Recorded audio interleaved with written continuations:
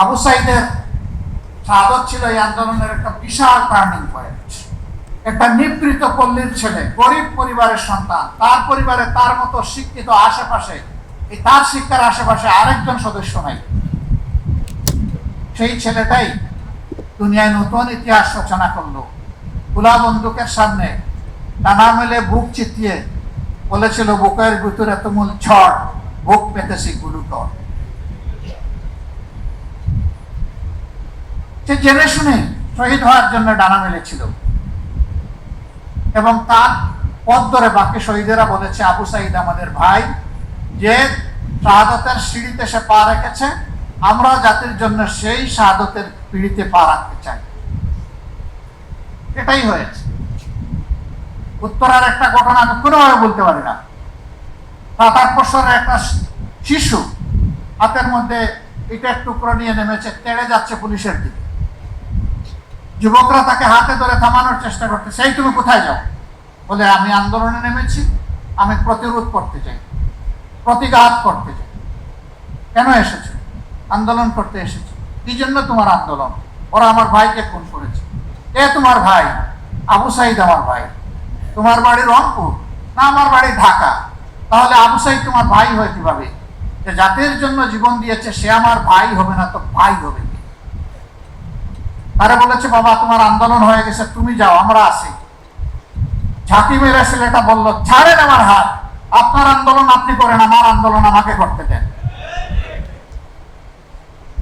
আবার এই যুবক বন্ধুরা বলেছে, যদি গুলি এসে অফুড় অফুড় করে দেয়, যে আমি শহীদ হয়ে যাব, তোমার মা বাবা কাঁদবে না? বলে, না, কাঁদবে না। আজকে ঘর থেকে বের হওয়ার সময় বলেছি যে আমি যদি শহীদ হয়ে যাই, তোমরা আমার জন্য কেঁদো না। এই ছোট্ট শিশুর মনে এই কথাগুলো কে জাগায়? এটা তো শুধু আমি দেখি নাই, কোটি কোটি মানুষ এটা দেখেছে। টেলিভিশনের পর্দায়, সামাজিক মিডিয়ায় এগুলা চলে এসেছে। সম্মানিত বন্ধুগণ, এটা প্রমাণ করে জাতি কতটা নির্যাতিত ছিল, মজলুম ছিল। সেই মজলুম জাতিকে যারা পথ দেখিয়ে গেল, তাদের প্রতি গভীর শ্রদ্ধা রেখে রাজনৈতিক দল এবং সকল অংশীদারের কাছে আমি কয়েকটা বিনীত অনুরোধ রাখতে চাই।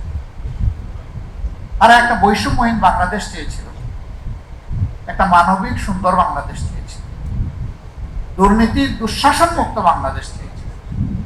তারা চলে গেছে, আমানত আমাদের ঘাড়ে।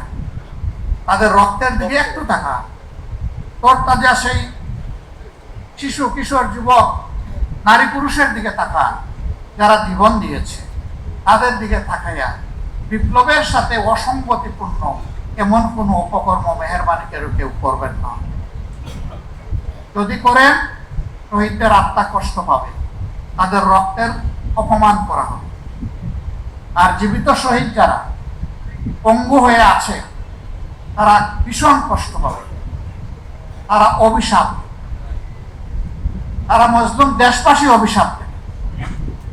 সুতরাং সকল অংশীদারের কাছে আমি বিনীতভাবে অনুরোধ জানাবো, এমন কোনো কাজে আমরা জড়াবো না যে কাজ করলে সকলের অভিশাপ আমাদের উপরে পড়বে। আমার দ্বিতীয় অনুরোধ, যে কাজটা জামাতে ইসলামী হাত দিয়েছে, এটা জামাতে ইসলামের একার সম্পত্তি নয়, এটা জাতীয় সম্পত্তি। এটা একার দায়িত্ব নয়, সকলের দায়িত্ব, সরকারেরও দায়িত্ব, আরো যারা অংশীদার আছেন তাদেরও দায়িত্ব। আমরা এই কাজের কোনো ক্রেডিট আল্লাহর কসম নিতে চাই না, আমরা শুধু একটা নৈতিক দায়িত্ব পালনের চেষ্টা করেছি। আমাদের চাইতে আরো সুন্দর করে, আরো নিকট করে এই কাজটি করার জন্য আরো আরো সংস্থা, সংগঠন, অংশীজন এবং সরকার আগাইয়ে আসুক, তাদের কাছে আমাদের আবেদন। তাহলে আমাদের এই ভূমিকা নেওয়াটা সার্থক হবে। এবং সেই ক্ষেত্রে আমরা কথা দিচ্ছি, আমাদের পক্ষ থেকে সর্বাত্মক সহযোগিতা আমরা তাদেরকে।